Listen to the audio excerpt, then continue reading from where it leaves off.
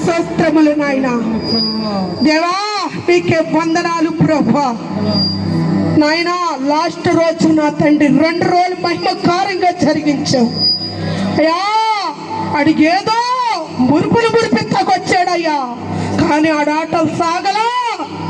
ఆడనగ తొక్కబట్టాడయ్యా, ఆడు కాదుపోయాడయ్యా. ఈ ప్రాంతము జోలికి రాకుండా అగ్నితో దహించినందుకు నీకు స్తుతులు నాయనా. దేవాదికే స్తోత్రాలు నా తండ్రి. రోజుకొక మరణమయ్యా, రోజుకొక కుటుంబస్తులు పోతున్నారయ్యా, రోజుకు 2 శవాలు లెగుతుంటాయి దేవా. మా ప్రాంతాన్ని కాపాడయ్యా, కాపాడేసయ్యా. ప్రాంతం చుట్టూ కంచివేయి, సాటి పోతాయ్యా.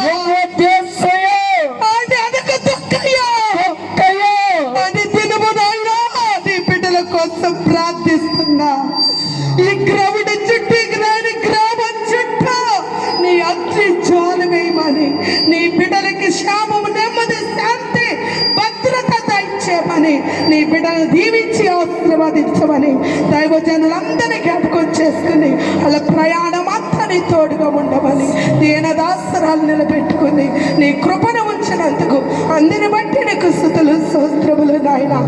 ఎంతో మంది వ్యాపారం చేశారయ్యా. ఈ మీటింగ్ కోసం చెప్పిన వాళ్ళు ఒక్కరి కాడ రాలేదయ్యా.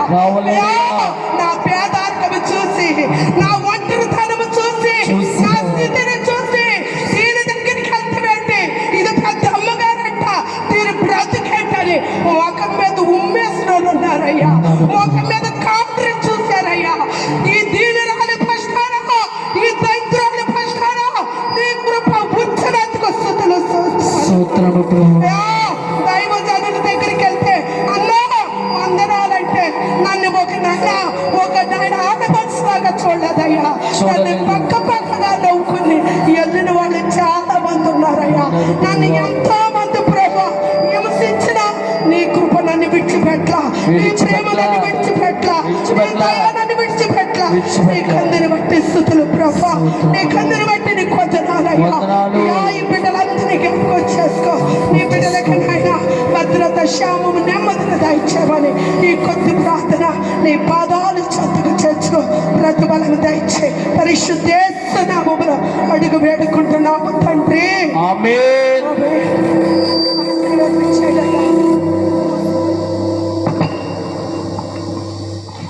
అందరూ ఆశీర్వాదం తీసుకుందాం. కళ్ళు మూసుకొని మన పరమ తండ్రి